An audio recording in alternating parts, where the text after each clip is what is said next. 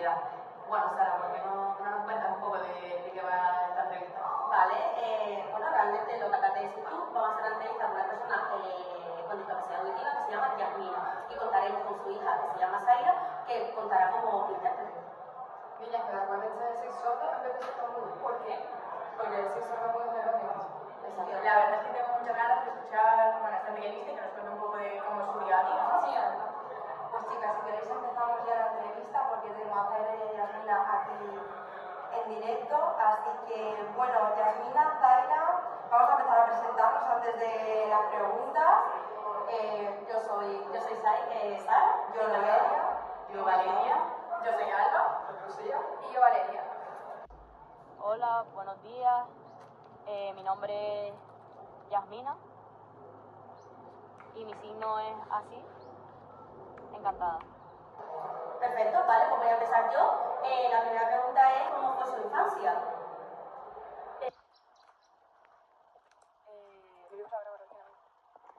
Nació sorda.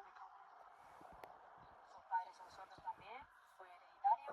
También mucha parte de su familia es sorda, primos, tíos, todos, menos su abuela, su abuelo, que son oyentes. Cuando ella nació naturalmente sorda, sus padres se comunicaban con lenguaje de signos y nunca ha escuchado, nunca ha hablado, todo ha sido mediante lenguaje de signos. Siempre mediante crecido, cuando empezó las clases, empezó con gente oyente y claro, ella se sentía como que no sabía comunicarse. Entonces, después de eso, la madre buscó un colegio especializado para personas sordas. En un colegio pobre de Caritas. La madre la metió ahí y habían personas sordas y alumnos y todo. Y claro, ella ya se sentía más cómoda, ya se podía comunicar, porque claro, es muy importante al final que puedan comunicarse. Lo único malo era el tema de los profesores. La mayoría no sabían hablar lenguaje de signos, entonces ahí se sentía un poco limitada.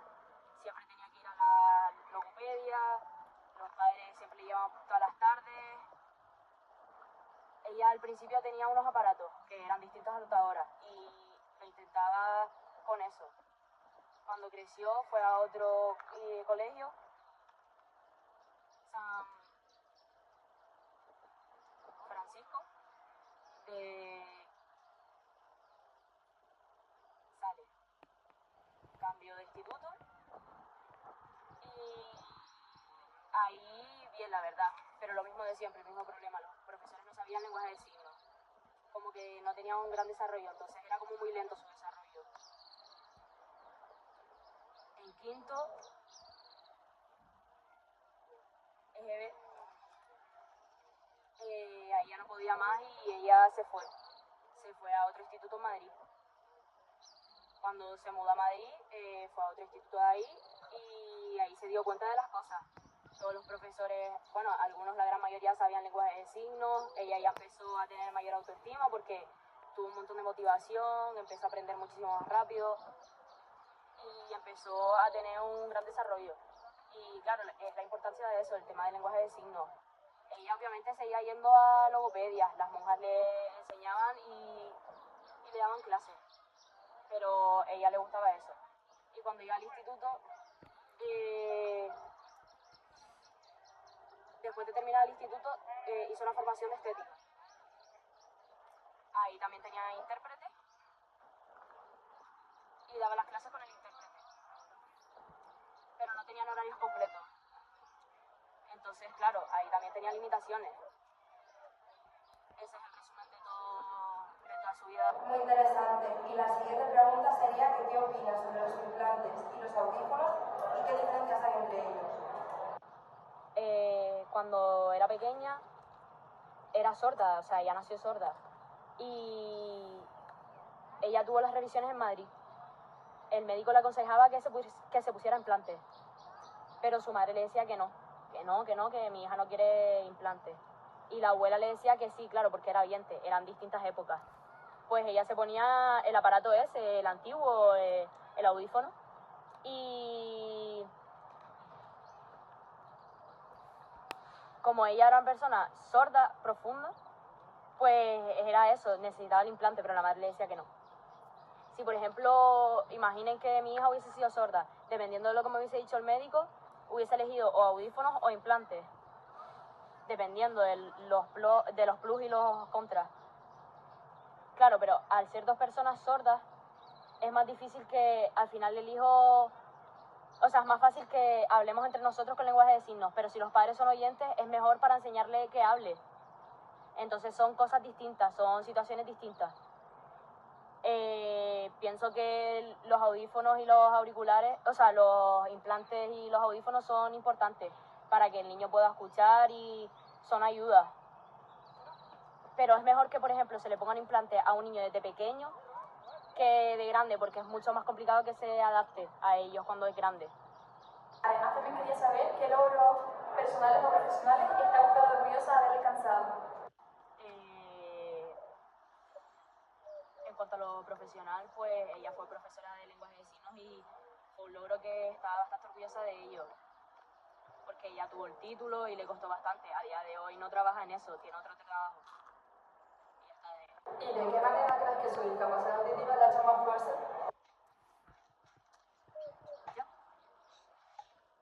Mis padres son sordos también y claro, ella siempre ha tenido que estar ayudando y ha tenido que estar en una lucha continua y se ha dado cuenta que se ha tenido que mover muchísimo antes que muchas personas. Entonces ella, a medida de eso, ha intentado tener una capacidad mayor y ha tenido que madurar muchísimo antes. ¿Es que las personas oyentes entienden completamente sus experiencias y desafíos?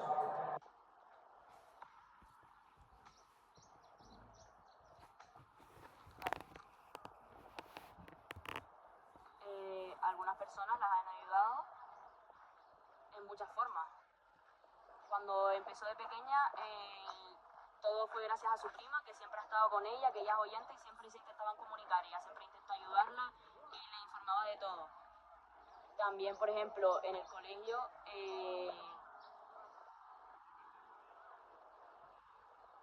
claro, estuvo siempre rodeada con gente oyente y cuando la gente se daba cuenta de que ella era sorda, era como se espabilaban y habían personas que se le ayudaban. Intentaban aprender, se ponían de su parte. También mi hija muchas veces me ha ayudado en muchas cosas. Por ejemplo, en los viajes, muchas veces ella intenta ser la traductora para que me facilite las cosas. Y también queríamos saber si ha notado alguna mejora de accesibilidad en su entorno y de qué manera la sociedad podría mejorar. Los institutos o colegios se les debería enseñar a los niños también ver cómo son las personas sordas.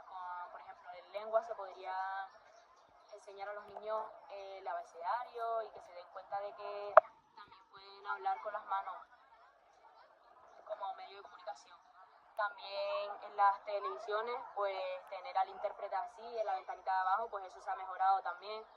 También el tema de... En cualquier cosa, o sea, tanto como si sean series o lo que sea, cuentos, que se ponga ahí también para que las personas se den cuenta y también que eso abra barreras en la sociedad. Por otra parte, también nos gustaría saber cómo van las situaciones en las que las personas pues, no están familiarizadas con su forma de comunicarse. Imagínense que voy, por ejemplo, a comprar en alguna tienda y, por ejemplo, muchas veces ella va y ella intenta comunicarse. Pues, ¿cómo? Depende de las personas, le intenta leer los labios o escribiendo. Es la mejor adaptación.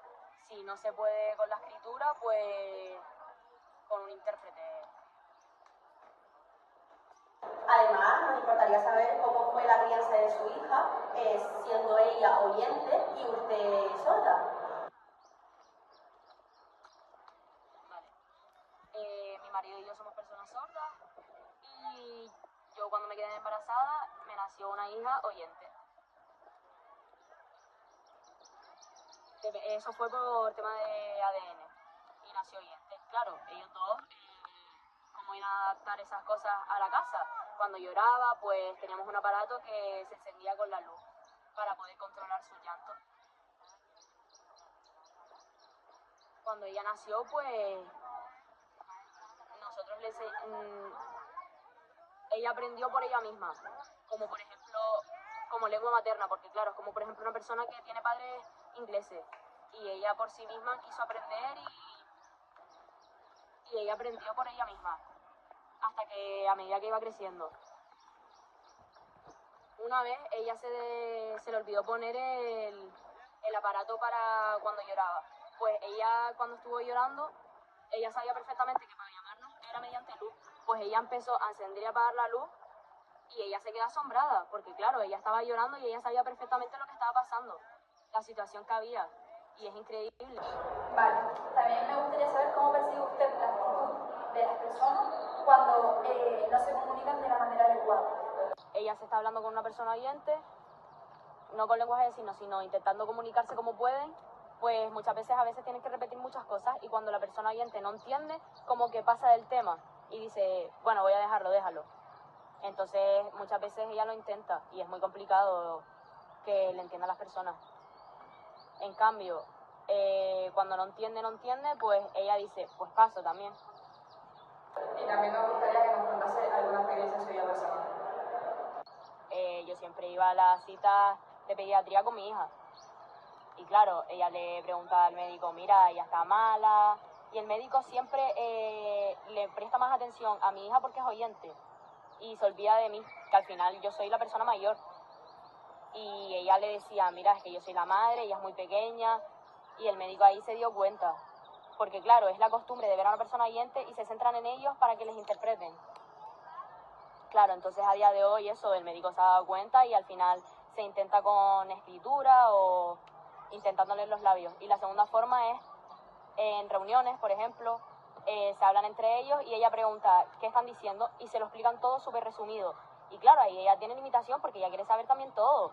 Y las personas sordas muchas veces lo intentan, pero siempre les explican muy resumidamente todo. ¿Cree que los recursos económicos afectan a la hora de tener una mayor calidad de vida?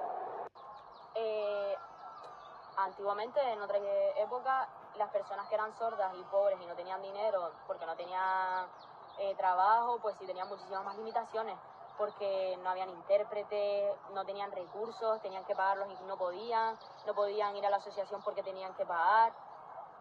Entonces era una lucha para ellos y no era muy fácil, era el doble para todo de ellos. Ahora la asociación pues sí puede ir porque es gratis, pueden también pedir intérpretes, se han salvado esas cosas, pero antiguamente tenías que tener dinero para poder intentar comunicarte con la gente. Y por último, y no por ello menos importante, ¿qué limitaciones en el deporte pues, ha notado a lo largo de su vida? En temas de deporte fue fácil, claramente, porque por ejemplo una persona oyente pues solamente era la única sorda, entonces ella hacía exactamente lo mismo que hacían todos, entonces por esa parte era fácil. Muchas gracias por dejarnos el tiempo y Ha sido súper interesante. Pues sí, muchas gracias por contarnos y aportarnos con todo lo que sabe y todas sus vivencias. Estamos agradecidas de haber escuchado su testimonio. Sobre todo por participar en esta entrevista. Sí, la verdad. Muchas gracias a Zaira por haber hecho el Esperemos que las dos vengan algún día aquí a nuestro hogar. Sí. Bueno, pues esperamos que les haya gustado y hasta la próxima. Sí. Un saludo. Chao.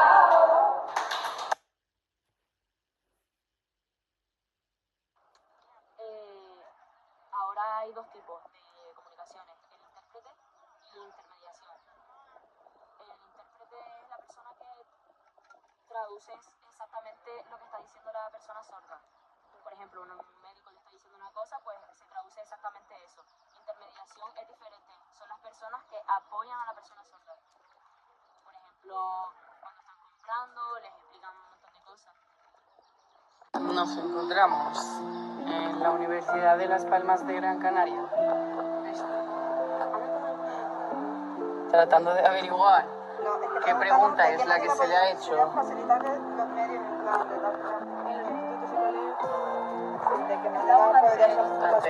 estamos ante universitarias animales en su pleno apogeo. Sí, lo que el primero y lo segundo. ¿De qué manera podría la sociedad comunicarse? Tenemos a Noelia, de Alicante. Lucía, con el tabique desviado. Alba, es la gañeguiña. Tenemos a Sara, Del barrio más polémico el barrio más polémico y peligroso de Las Palmas de Gran Canaria.